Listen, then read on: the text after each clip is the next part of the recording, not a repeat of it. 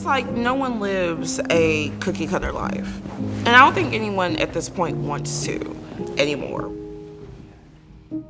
I've had to create a lot of opportunities for myself. So my journey is very unorthodox. It's not something that, okay, you graduate from fashion school, then you go work at this company, and then, you climb up the corporate ladder. It has not been that. It has not been smooth sailing. But what I can say is I'm very proud of everything that has happened, whether good or bad. Well, COVID, let's start there. I was furloughed. Actually, my entire position was eliminated.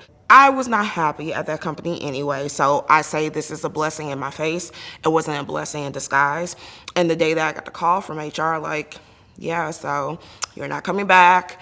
I said, you're either gonna go full force with fashion or you just need to stop, go work at a call center and stop. This is your opportunity to really make this make sense for you. And so I dove into styling, I dove into media, PR, magazine, nonprofit. Now somehow I'm in the education space. But COVID, I think, is what really pivoted my journey to believe in myself. Maybe I didn't believe in myself before COVID, and COVID forced me to really understand who I am and the capabilities that I have. Why did I have to be expendable? That was a question that I always ask myself, even to this day. It's not like it was a whole bunch of people. So what about me made me expendable? That was something that I had to work through because it really messed up my confidence. And then already on top of that, fashion, education. I have 2 degrees in fashion. There's already a area where it's so you just spend all this money on fashion, you don't need to go to college for it. Are you actually gonna find a career in it? And so this was something that I could prove, yes, my degree got me this job, and now it was taken away from me. And I had to figure it out on my own. So it was not only was I good enough, because apparently I wasn't, because you basically took my job away instead of other people, but then I also had to combat with, okay, well, now you're in the same boat, and now people are gonna come back and say, okay, well, what are you gonna do? Maybe that degree really wasn't worthwhile. That's what I've had to go through. And I've worked and I have experience in other fields, but I also saw that I was self-sabotaging in those jobs because it wasn't fashion related. So I'm someone that I have to have synergy in everything that I do, whether it's my 9-to-5, passion projects, entrepreneurial endeavors. It has to be related to fashion. I don't know if that's me having ADHD or whatever it may be, that's fine, but I now know that about myself. And so now I know how to maneuver life so I don't end up in situations where I'm not happy. I think now what makes me happy is knowing that I created the journey and the life for myself, because a lot of people cannot say that they've done that. Now, being 32, I'm a fashion professor. A lot of people cannot say that. I'm proud that I stayed the course, even when it was hard. Because even from my parents, my mom just now is on board with this whole thing. Just now that she actually sees me on billboards or people coming up to us when we're just randomly in public, oh my God, AK's your daughter? Oh my God, I love her and I follow her. And it's I've been trying to tell you this was the person I was meant to be.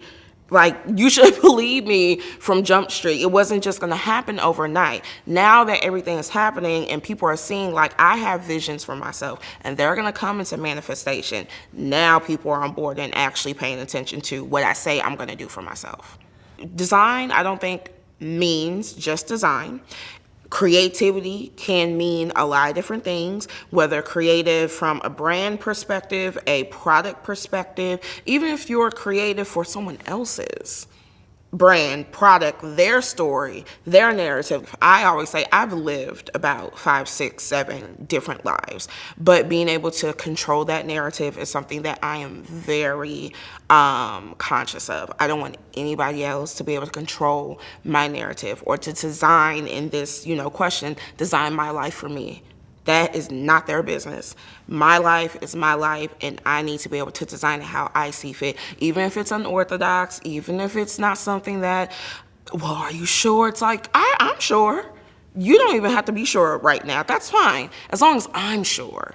That's the important part. I need to make sure that I have confidence to write it out when, money's not coming in sometimes, or when, I'm getting passed up for opportunities for like speaker or jobs or residency programs, whatever it is. I still have to be able to believe in that quote unquote design process, because it's not always going to be peaches and cream, so to speak.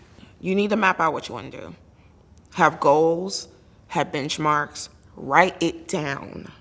I say write it down because we always have ideas, but I think sometimes when we don't put it somewhere, we don't make it happen. So that's one.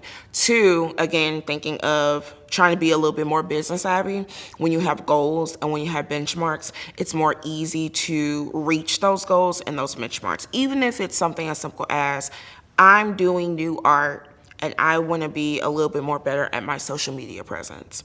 So I want to make it a goal that I'm going to post 2 times a week on Instagram, or I want to have a goal that I'm going to get 1,000 new followers within 3 months. That's something that's very easy, realistic, and that you know how to work towards. So if I know I need to get 1,000 new followers, that means I need to post more. That means this artwork that's been sitting in this corner that I haven't done a video on, taken a picture of, I can go ahead and start slowly but surely.